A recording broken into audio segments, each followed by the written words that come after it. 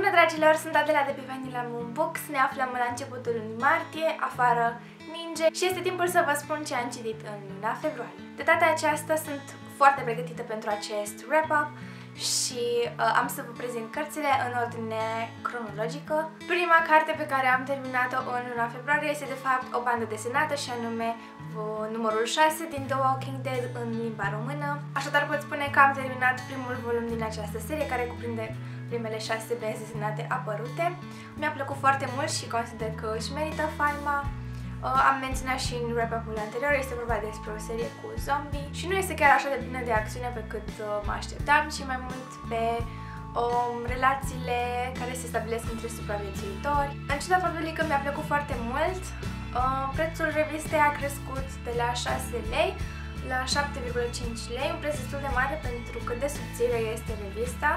Și luând în considerare și faptul că revistele sunt alb-negru, este totuși un preț destul de mare. Pentru mine, sincer, problema nu ar fi neapărat prețul, pentru că de la 6 la 7,5 este doar diferență de 1,5 și având în vedere că îmi place foarte mult, să spunem că ar merita să o cumpăr în continuare, însă mă cam tem că datorită acestui preț și mai mulți oameni nu o vor mai cumpăra. De fapt, acesta este și motivul pentru care au fost nevoiți să crească prețul, pentru că nu are vânzări așa de bune pe cum se așteptau și mi-a părut foarte rău să nu mai fie terminată. De asemenea, am fost destul de dezamăgită că după ce au apărut primele 6 benzi desenate, s-a scos și volumul care este la un preț mai micuț față de numerele cumpărate separat și mi se pare mult mai frumos să le am în formă de volum. Așa că poate că o să aștept să apară volumul 2 în format legat și să-l cumpăr așa. Următoarea carte pe care am terminat-o de citit în februarie a fost Her Royal Highness The Respawn. Este vorba despre o serie care are loc în Anglia secolului XIX sau început de secol 20, nu mai țin minte exact, însă este vorba despre Georgie, o tânără din Marea Britanie, a 32-a sau cam pe acolo, în linie spre tron, însă este falită și este nevoită să își găsească de lucru ca servitoare în casele altora, bineînțeles face acest lucru sub acoperire, ca nu cumva micul ei secret să ajungă la urechile reginei. De altfel, așa cum se bănuiește și din titlu, este vorba despre o serie cu investigați. În cada casei din Londra, Georgie găsește în jos când se întoarce acasă un cadavru și trebuie să dovedească faptul că nu fratele ei este cel vinovat de crimă, pentru că ar fi avut toate motivele din lume să îl ucidă pe respectivul bărbat. Această carte am ascultat-o în format audiobook, în drum spre casă, imediat ce am terminat sesiunea și mi-a plăcut foarte mult. I-am dat 4 stele din 5 pe Goodreads și cu siguranță voi continua serial. Cea de-a treia carte terminată este Mind the Gap, un roman grafic și de altfel primul volum dintr-o serie. Mi s-a părut foarte, foarte interesant, culorile au fost minunate, a fost o carte pe care am primit-o de la NetGalley spre recenzie și nu are sens să vorbesc foarte multe despre ea pentru că chiar aseară am scris recenzia într-un final și dacă sunteți interesați să aflați mai multe despre această serie, vă las link în descriere ca să puteți să o citiți. Așa cum era de așteptat, am citit și Mentionate și de Heart, care este carte epidemia lunii februarie. Urmează să facem și live show-uri, sperăm în acest weekend, să vedem cum reușim să ne organizăm, pentru că nu nimerim nici cum să găsim o zi și o oră la care toți 5 să fim disponibili. Însă dacă live show-ul va avea loc, veți afla asta de pe paginile noastre de Facebook. Nu vreau să spun foarte multe despre carte, pentru că evident o vom discuta în foarte mare detaliu în timpul live show-ului. De asemenea, am de gând să scriu zilele acestea și o recenzie scrisă pe blogul meu și în mare este vorba despre o carte de care toată lumea mi-a spus și vă spun și eu același lucru pentru că mi se pare că este cel mai bun lucru pe care puteți să-l faceți dacă vreți să citiți cartea asta, și anume să vă aruncați în ea fără să știți absolut nimic. Vă recomand nici să nu citiți descrierea de pe spate. Eu i-am dat pe Goodreads 4 stele din 5. Tot în luna februarie am citit prima mea carte de Haruki Murakami și anume La sud de graniță, La vest de soare. A fost o carte absolut superbă. Am vrut să spun că este stilul care îmi place cel mai mult la o carte, și anume să-mi creeze o atmosferă super misterioasă și să mă lase cu o grămadă de întrebări la care să nu mi se răspundă. Personajul principal Hajime se îndrăgostește de Shimamoto când acesta are doar 10-12 ani, mi-am amintesc exact vârsta, însă este vorba despre o prietenie foarte strânsă între ei, pasiuni comune și așa mai departe, niște influențe reciproce, ea îl face să îndrăgească muzica jazz și datorită faptului că își mută domiciliul, pierde legătura cu această fată, însă nu încetează să se gândească la ea nici măcar atunci când este matur și are propria familie.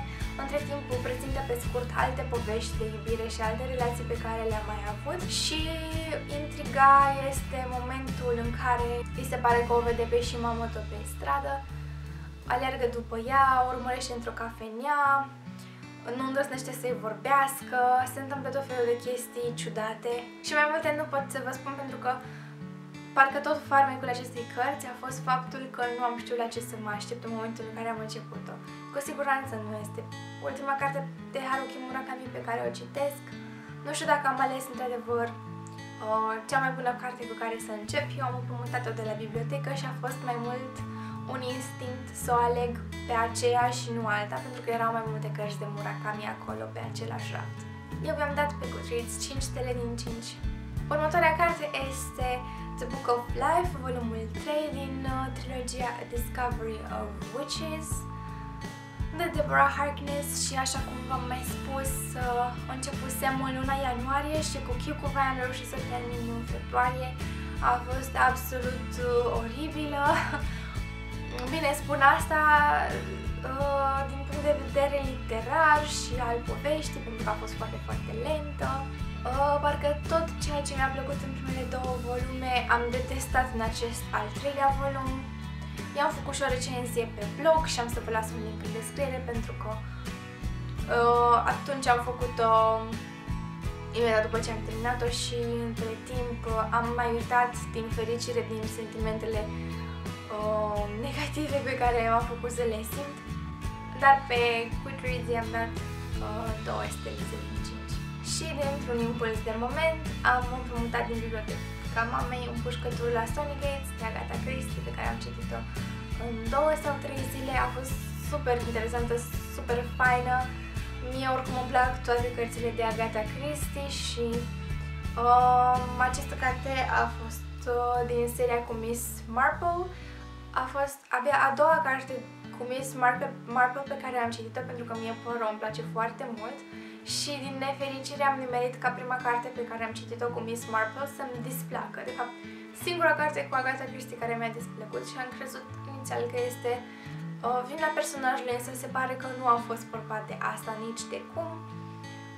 În Împușcături la Stony Gates este vorba de o familie care își transformă casa într-un fel de azil de nebun, unde încearcă să integreze niște tineri cu probleme mentale în societate, tineri care în mod normal ar fi trimiși la închisoare. Și această casă, bineînțeles, așa cum vă așteptați la un roman de Agatha Christie, are loc o crimă. Lucrul ciudat la această crimă este faptul că majoritatea familiei se afla în aceeași cameră în momentul în care s-a petrecut.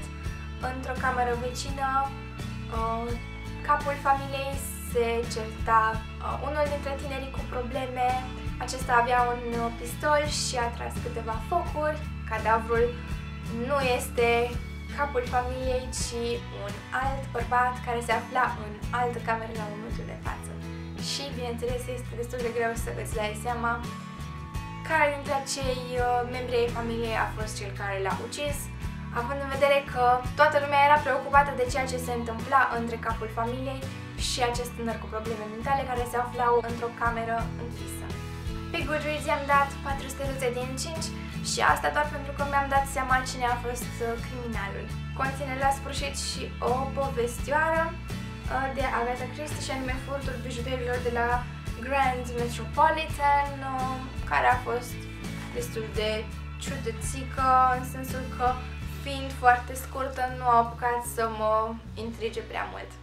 Și ultima chestie pe care am citit-o în luna februarie a fost Outcast, volumul 1, un roman grafic creat de Robert Kirkman, același om care a creat și The Walking Dead. și din nou am făcut o recenzie pe blogul meu pentru că am primit-o de la Netgali pentru recenzie și pot să spun că mi-a plăcut destul de mult. Am dat însă doar 3 steluțe din 5 pentru că povestea este foarte confusing. Sunt foarte multe lucruri pe care nu le-am înțeles și foarte multe lucruri parcă nu au sens. Însă speranța mea este că aceste lucruri vor fi lămurite în volumele următoare. Seria pentru mine nu reprezintă o prioritate, am vrut doar să văd despre ce este vorba. Am să vă las un link la toate recenziile pe care le-am menționat în descriere.